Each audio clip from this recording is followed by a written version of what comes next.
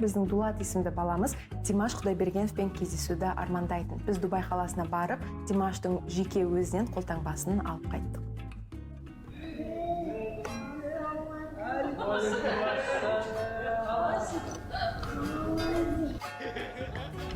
Димашты көріп, қуанышы қойнына сыймай тұрған баланың есімі Дулат. Танымал жұлдызбен жүздесем деген арманын орындауға атсалысқан жанның бірі Гүлнұр Ерғалиева. Бұрымды жұмыс істейтін қор Дулат секілді 175 науқас бүлдіршіннің арманын орындаған. Бастапқыда Гүлнұр бұл жобаға ерікті ретінде келген екен. Біздің қорымыздың ерекшелігі де осы, біз материальный емес, яғни адамға эмоция беру арқылы, рухани күш беру арқылы көмек көрсетеміз. Дертке шалдыққан баланың өмірінде бір арманын орындау. Алғыс пен сауапқа толы аталмыш жобаның ашылғанына көп уақыт бола қоймаса да, жеткен жетістіктері көп.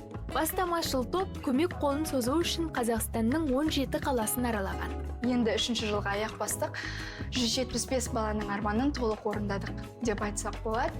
Оның ішінде өте әртүрлі ерекше балалар болды. Ең қуанарлық жағдай біздің осы балалардың ішінде жазылып, өз үйлеріне қайтып, отбасыларының қасында болып жатқан балалар бар.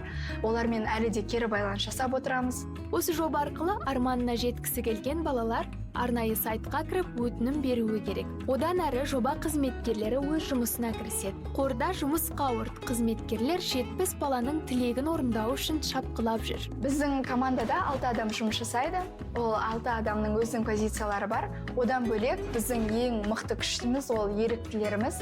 Біздің Алматы қаласы бойынша қазір 300 ерікті бар. Қам көңіл балаларға жылулық сыйласақ деген жоба жетекшілері алдағы уақытта еліміздің түпкір-түпкірінде тұратын науқас балалардың арманын орындауды көздеп отыр.